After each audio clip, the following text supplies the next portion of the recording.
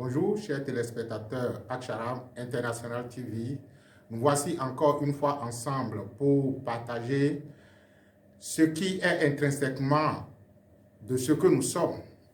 Nous sommes la connaissance, nous sommes le savoir et nous sommes l'expérience de la connaissance que nous sommes. Nous allons nous entretenir sur un thème aussi banal, innocence. Innocence. Ça reviendra encore et encore parce que si, en tant qu'être humain, nous avons perdu quelque chose qui est très cher pour nous, c'est justement notre innocence. Nous l'avons tellement perdu que lorsque les nouveaux-nés viennent dans ce monde, nous commençons par les corrompre également pour leur dire « Perdez votre innocence, perdez votre innocence, perdez votre innocence » jusqu'à ce que finalement, les nouveaux-nés où les bébés commencent donc par nous ressembler pour finalement devenir juste une machine à répétition de ce que nous faisons déjà sur la terre.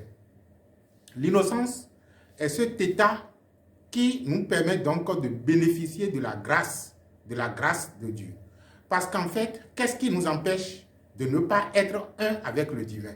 C'est justement parce que nous estimons que nous sommes des pécheurs. C'est parce que justement nous estimons que nous avons un karma. C'est parce que justement nous estimons que nous avons des fautes que nous avons commises envers d'autres êtres humains, envers la nature ou envers toutes choses.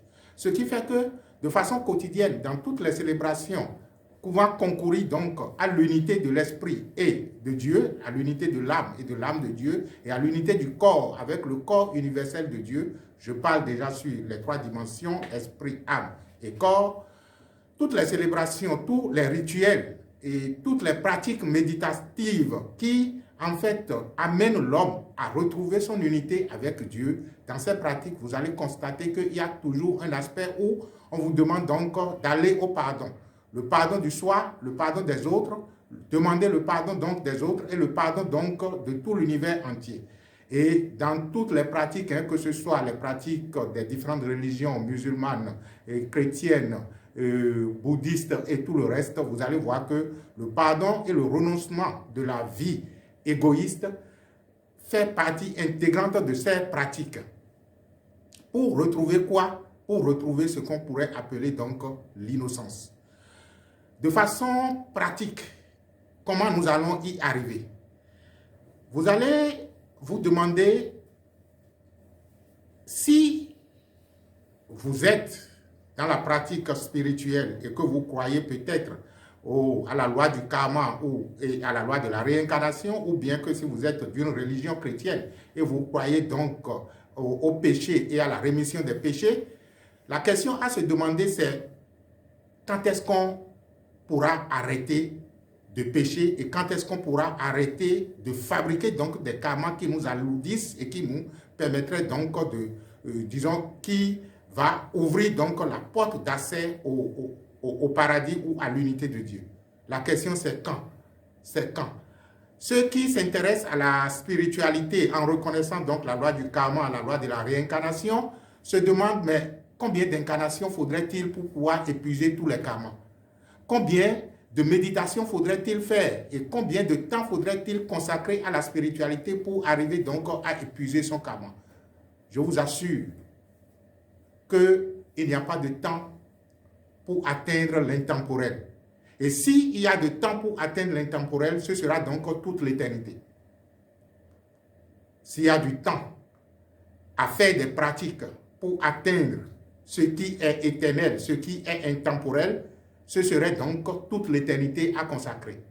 Et si on devrait y consacrer toute l'éternité et que l'éternité est déjà le présent où nous sommes, cela veut dire que c'est dans l'absence de temps qu'on peut aller donc à l'unité de Dieu. C'est dans l'absence de temps qu'on peut aller au paradis de Dieu. C'est dans l'absence de temps qu'on peut avoir accès à la vie de Dieu, je voudrais dire. ce que nous appelons naïvement Dieu. Alors, comment cela se passe de façon pratique? Tant que nous sommes dans la logique du karma, tant que nous sommes dans la logique de dette karmique à payer pour pouvoir restaurer son équilibre, je vous assure que vous allez passer d'incarnation en incarnation et revenir encore et encore pour pouvoir être en train de fabriquer d'autres dettes à payer. Et si vous êtes d'une religion où vous croyez au péché, ce qui naturellement n'existe pas, il n'y a pas de péché à, disons, à se faire, à dissoudre par quelque prière que ce soit pour ne pas en fabriquer d'autres, pour se dire maintenant que maintenant là je suis totalement pur, on m'a fait pardonner tous mes péchés, j'ai fait absoudre tous mes péchés, maintenant j'ai accès à l'éternité de Dieu. Il n'y en a pas. Parce que toutes les fois que vous pensez, toutes les fois que vous gérez des émotions, toutes les fois que vous agissez, vous avez fabriqué des péchés. Et la formule le dit si bien. J'ai péché en pensée, en parole, par action et même par omission. Vous voyez? Donc, on n'en sortira jamais. Vous ne pouvez pas vous en sortir. C'est impossible et totalement absurde de penser qu'on est un être de péché et pouvoir être après un être de pureté. Ce n'est pas possible. C'est totalement idiot encore pendant que nous estimons que nous sommes des êtres spirituels et estimer que nous avons des karmas qu'il faut payer d'abord avant donc d'avoir accès à l'éternité ou à l'intemporel. Il y a une seule chose à faire. Ce qu'il y a à faire, c'est de reconnaître que dans l'omniscience de ce que nous appelons Dieu ou la vie, elle ou il, selon le concept que vous adoptez, connaît absolument tout. Et puisqu'il connaît tout, ou puisqu'elle connaît tout, elle ou il a la puissance absolue sur toute chose. Donc, sur votre soi-disant péché ou karma, Dieu ou la vie en a la puissance. Qu'est-ce qu'il y a lieu de faire alors? Ce qu'il y a lieu de faire, c'est de reconnaître tout simplement que dans la totalité de la science qu'est la vie ou Dieu, il n'est pas possible de poser un acte karmique en dehors de cette totalité. Et il n'est pas possible de pécher, de poser un acte pécheresque également en dehors donc de cette totalité.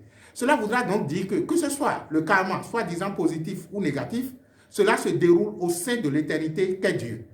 L'erreur, c'est de penser que Dieu est au ciel et que nous sommes sur la terre. Si la terre émane du ciel et qu'auparavant elle n'existait peut-être pas, admettons les choses comme ça, cela veut dire que la terre porte en elle-même une partie du ciel. Et par conséquent, même si nous sommes sur la terre, nous sommes déjà au ciel, puisque la terre provient du ciel et porte en elle la totalité du ciel. Donc, il s'agit tout simplement de reconnaître que ce que nous appelons acte karmique, et que d'ailleurs la logique ou la légende spirituelle estime qu'au départ, avant que les âmes ne commencent donc par, disons, leur processus karmique, il y a un karma qu'on appelle le karma neutre, qu'on appelle le karma de chute, qui a permis donc à l'âme de descendre du royaume intemporel de l'être pour pouvoir donc commencer le processus karmique d'expérimentation de l'être. Et que c'est à partir donc de cette expérimentation de l'être que les âmes ont commencé donc par générer d'autres types de karma qui les ont éloignés progressivement donc de la nature divine qu'elles sont. Donc, au total, on revient tout simplement au fait que le soi-disant karma, le soi-disant poids karmique, le soi-disant, ce qu'on pourrait appeler également la croix, qui est la charge karmique de chaque individu, n'est pas une donnée étrangère à l'être. Ce n'est pas une donnée étrangère à Dieu. Par conséquent, il y a une façon tout à fait simple. Et à des moments donnés, vous allez constater que, en absence de rien, vous avez une certaine joie que vous manifestez et que ce n'est pas la suite que votre mental intervient pour dire « Ah, attention, on ne peut pas être aussi heureux sur terre, hein. Il faut faire ci, il faut faire ça. » Et il y a même des dictons qui disent que « Non, on ne met pas dans le cafard. » Ça, je m'exprime en fond pour dire que même en absence du bonheur parfait, il faut aller consulter pour voir s'il n'y a pas quelque chose de négatif qui se cache derrière ce bonheur-là. Alors que nous sommes en fait des héritiers de ce bonheur parfait. Je reviens à la notion donc de l'innocence pour vous dire en fait que il faudrait tout simplement que l'individu arrive à comprendre, comme les enfants d'ailleurs, quand ils commettent des fautes, et que quelques instants après, ils reviennent à leur état d'enfance et commencent toujours par s'amuser comme si de rien n'était. Donc, il faudrait qu'on arrive un jour à comprendre que tout ça, ce n'est qu'une scène. Que tout ce que nous appelons karma, tout ce que nous appelons enchevêtrement karmique, que tout ce que nous appelons péché et tout le reste là, que ce n'est qu'une scène. Mais la scène n'est pas la réalité. Je peux monter sur un podium pour jouer une scène, pour jouer un rôle et prendre le rôle comme étant une réalité de telle sorte que je sors de la scène et je commence toujours par me comporter comme si j'étais le rôle que j'ai joué. Et c'est justement le piège dans lequel l'humanité se plonge aujourd'hui.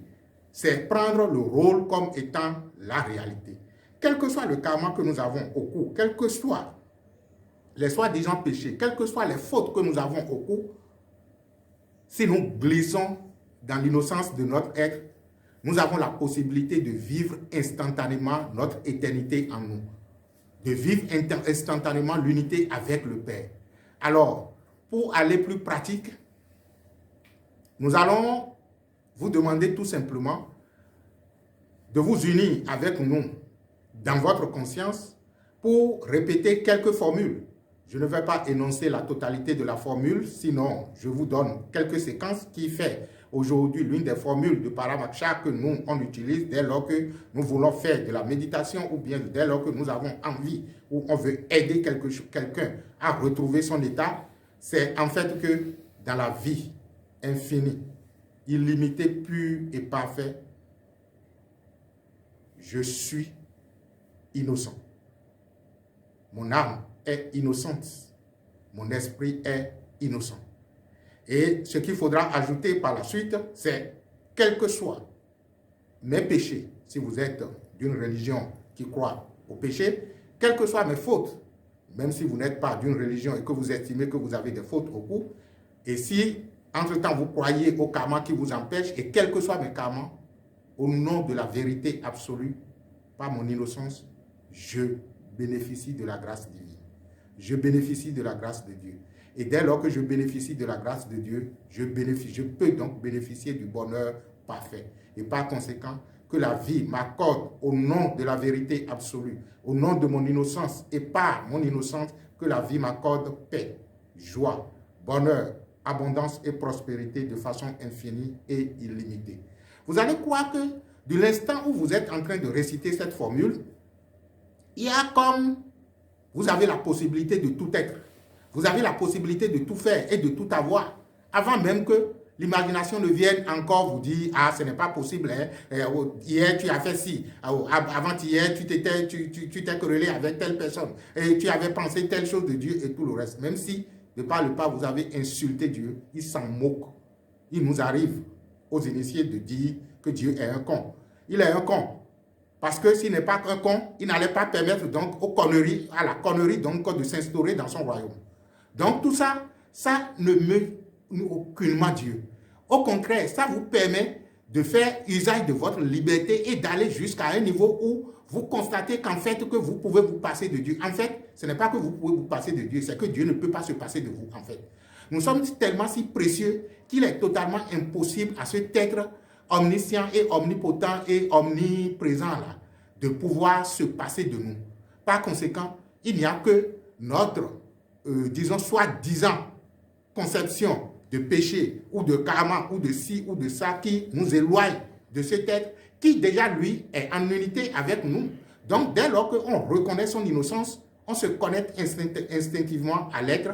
Dès lors qu'on reconnaît que, bon, il y avait eu des rôles qui ont été joués et que nous ne sommes pas le rôle. Et que par conséquent, malgré tous ces rôles que nous avons joués en bien ou en mal, que nous demeurons toujours dans l'unité intrinsèque de l'être et que nous sommes innocents, c'est que notre innocence nous permet donc de bénéficier donc de la grâce de Dieu qui est l'unité avec le Père. Par conséquent, je peux vous dire encore une fois que malgré mes soi-disant karma, malgré mes soi-disant péchés ou fautes, je suis innocent. Et par conséquent, je suis en unité avec Dieu. Ô toi, Père, je me sens un avec toi. Et dans cette unité de toi, de moi, Je sais que tu es en moi, comme je suis en toi, comme tu es en toutes choses, et comme toute chose est en toi. Par conséquent, je déclare ici et maintenant que ton royaume se manifeste ici sur terre, que la terre s'unit au ciel et que le ciel se manifeste pour l'unité être de la vie que nous sommes, infinie et illimitée. Je vous aime, nous sommes un. Et dans cette unité, je vous adore. Merci et que la bénédiction soit.